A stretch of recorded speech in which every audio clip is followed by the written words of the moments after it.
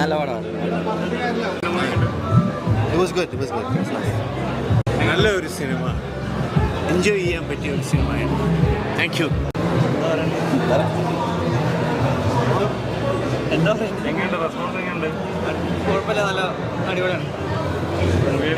First മൂവിയാണ്. എല്ലാവരും support ചെയ്യണോ? ഫസ്റ്റ് മൂവിയാണ്.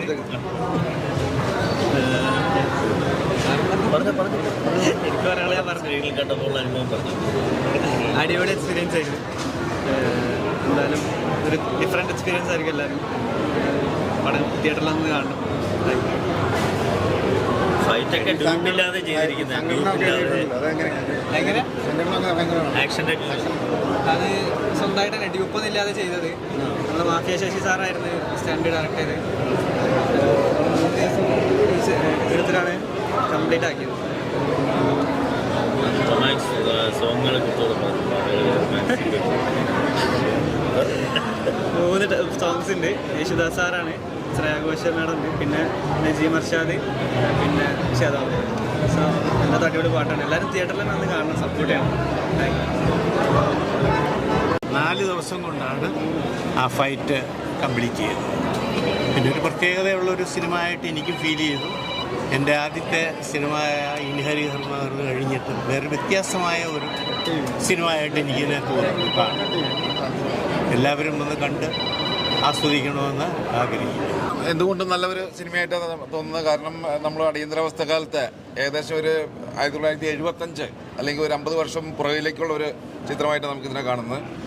അപ്പോൾ ആ 50 വർഷക്കാലത്തിന് പഴക്കം, അതിന് മുമ്പുള്ള ഇത് നമുക്കിനി കാണാൻ സാധിക്കില്ല. അതുമാത്രമായിട്ടുള്ള ഒരു വളരെ വെറൈറ്റി ആയിട്ടുള്ളൊരു ചിത്രമാണ്.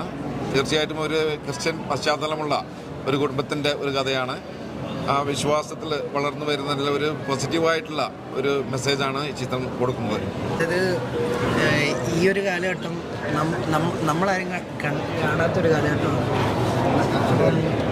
ഇതിപ്പം ഈ സിനിമയിലൂടെ കണ്ടു കഴിഞ്ഞപ്പോഴത്തേക്ക് ഇപ്പം ഞാൻ ഈ ലൊക്കേഷനിൽ കണ്ട പോലെ അല്ല, ഇപ്പം തിയേറ്ററിൽ കണ്ടു കഴിഞ്ഞപ്പോഴത്തേക്ക് അത് വേറൊരു എക്സ്പീരിയൻസ് ആയിരുന്നു.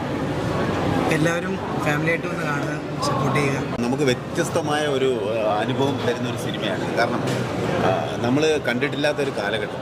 ഞങ്ങളുടെയൊക്കെ ചെറുപ്പത്തിൽ ഞങ്ങൾക്ക് ഓർമ്മയുണ്ടാവും, പക്ഷേ ഇന്നത്തെ തലമുറയ്ക്ക് അത് ഓർമ്മയില്ലാത്തൊരു കാലഘട്ടത്തെ ഇതിൽ പുനരാവിഷ്കരിച്ചിരിക്കുകയാണ്. സംഗീതത്തിന് വളരെ പ്രാധാന്യം കൊടുത്തിട്ടുണ്ട്. നമുക്കറിയാം ആലപ്പി അഷ്റഫ് എന്ന് പറയുന്ന സംവിധായകൻ്റെ ക്രാഫ്റ്റ് എന്താണെന്നുള്ളത്. അദ്ദേഹത്തിൻ്റെ പഴയകാല സിനിമകളൊക്കെ നോക്കിയാൽ നമുക്ക് ഇന്നും മനസ്സിൽ നിൽക്കുന്ന പാട്ടുകളുണ്ട്. ഇതിൽ മനോഹരമായ പാട്ടുകൾ ചിത്രീകരിച്ചിട്ടുണ്ട്. അത് മാത്രമല്ല, ഇതിലെ കഥാപാത്രങ്ങളെ തിരഞ്ഞെടുത്തിരിക്കുന്നത് വളരെ വ്യത്യസ്തമായ പുതുമുഖങ്ങളാണെന്ന് നമുക്ക് ഫീൽ ചെയ്യത്തില്ല. കാരണം ഇതിലെ നായകനായിട്ട് നിഹാലും നായിക ഗോപികയുമാണ്. പക്ഷേ അവരുടെ ആ പെർഫോമൻസും അതിൽ പങ്കെടുത്ത ഓരോരുത്തരുടെയും പെർഫോമൻസ് കാണുമ്പോൾ നമുക്ക് മനസ്സിലാവുന്നത് അവരാ കഥാപാത്രങ്ങൾക്ക് എത്രമാത്രം ആപ്റ്റാണോ അതുപോലെ ഇഴുകിയാണ് അഭിനയിച്ചിരിക്കുന്നത്. പുതുമുഖങ്ങളാണ് നമുക്ക് ഫീൽ ചെയ്യാത്ത രീതിയിൽ. ഒന്നുകൊണ്ടും നമുക്ക് ബോറടിക്കാത്ത മനോഹരമായ ഒരു ഫാമിലി എൻ്റർടൈനറാണ് ഈ സിനിമ. കാലം കണ്ടിറങ്ങിയ പ്രതീതിയാണ്. കാര്യം ഒരു 1975 കാലഘട്ടം റീക്രിയേറ്റ് ചെയ്യുന്ന വലിയ ഒരു കടമ്പ തന്നെയാണ് ഇപ്പോഴത്തെ സാഹചര്യത്തിൽ. അന്ന് മൊബൈൽ ഫോൺ കാര്യങ്ങൾ നെറ്റൊന്നും ഇല്ലാത്തൊരു പരിസരം, അന്നത്തെ പ്രേമം, അന്നത്തെ പാട്ടുകൾ, ആ ഒരു പരിസരം, ദാസേൻ്റെ പാട്ടുകൾ, ദാസാറിൻ്റെ പാട്ടുകൾ, ശ്രേയ ഘോഷാൽ, അപ്പം അവരുടെയൊക്കെ പാട്ടുകൾ തന്നെ, നജീം അർഷാദ് പാട്ടുകൾ തന്നെയാണ് ഈ പടത്തിൻ്റെ ഒരു മെയിൻ ഹൈലൈറ്റ്. പിന്നെ ആ ഒരു കാലഘട്ടത്തെ പ്രണയം, ആ ഒരു 75 കാലഘട്ടത്തിലെ വളരെ ഒരു കമ്പ്യൂട്ടറൊന്നും ഇല്ലാത്ത സമയത്ത് ടൈപ്പ് റൈറ്റിംഗ് പ്രണയം, അതൊക്കെ നമുക്കൊരു ശരിക്കും ഇപ്പോഴത്തെ തലമുറയ്ക്കൊരു പുതിയൊരു ഉണർവായിരിക്കും അത് കണ്ടിരിക്കാൻ പറ്റുന്നത്. നല്ല രീതിയിലൊരു കുടുംബ പശ്ചാത്തലത്തിൽ, ഒരു ക്രിസ്തീയ പശ്ചാത്തലത്തിൽ പറഞ്ഞെടുത്ത പടം. പിന്നെ ആലപ്പി അഷ്റഫ് എന്ന് പറഞ്ഞ സംവിധായകൻ, നടൻ കൂടിയാണ്. അദ്ദേഹത്തിൻ്റെ നിന്നിഷ്ട പാട്ടുകൾ യുവതലമുറയായ നിങ്ങളും എല്ലാവരും എപ്പോഴും കേൾക്കാറുള്ള പാട്ടുകളായിരിക്കും, ഇളമഞ്ഞിക്കുള്ളിലുമായി. അതുപോലെ തന്നെ അദ്ദേഹം ഇടവേളയ്ക്ക് സംവിധാനം ചെയ്ത് ഈ പടത്തിന് ഒട്ടനവധി പ്രത്യേകതകളുണ്ട്. പ്രത്യേകിച്ച് ഈ ഒരു കാലഘട്ടം നമ്മളെ പഴയ കാലത്തേക്ക് നമ്മൾ കൊണ്ടുപോയതിന് വളരെയധികം നന്ദിയുണ്ട്. എന്നുവെച്ചാൽ ഈ പടം കണ്ടിരിക്കുമ്പോൾ പല രംഗങ്ങളും നമുക്ക് ഫീൽ ചെയ്യുന്നുണ്ട് പല രീതിയിൽ. ആ പ്രണയം തന്നെ എടുത്തു പറയത്തക്കതാണ്. പിന്നെ നായകൻ്റെ ആക്ഷൻ രംഗങ്ങൾ, നായികയുടെ ആ ഒരു ശാലീനതയുള്ള ആ മുഖം, സൗന്ദര്യം, പിന്നെ അങ്ങനെ ഒട്ടനവധി ഘടകങ്ങളുണ്ട്. ഏറെക്കുറെ പുതുമുഖ താരങ്ങളാണ്. പുതുമുഖങ്ങളെല്ലാം നല്ല അവസരം നൽകിയിട്ടുണ്ട്. അവരെല്ലാവരും തന്നെ നന്നായിട്ട് അഭിനയിച്ചിട്ടുണ്ട്. നല്ലൊരു ചിത്രം, ആരും കണ്ട മോശം പറയത്തില്ല. അടിയന്തരാവസ്ഥക്കാലത്തെ അനുരാഗം. ഈ അനുരാഗം തന്നെയാണ്, ഒരു രാഷ്ട്രീയ ചിത്രമല്ലത്. ശരിക്കും പടം കണ്ടിറങ്ങും. ആ പേരിൽ ചിലപ്പം ഒരു പൊളിറ്റിക്സ് ആണോ എന്നൊക്കെ തോന്നും, പക്ഷേ അല്ല, ഒരു പ്രണയ ചിത്രമാണ് പറഞ്ഞിരിക്കുന്നത്. പ്രേക്ഷകർക്ക് നല്ലൊരു ന്യൂ ഇയർ, ഒരു പുതുവത്സര വിരുന്നാണ് ഈ ചിത്രം. എല്ലാ പ്രേക്ഷകരും വന്ന് തിയേറ്ററിൽ വന്ന് കാണുന്നതാണ് അടിയന്തരാവസ്ഥക്കാലത്തെ അനുരാഗം.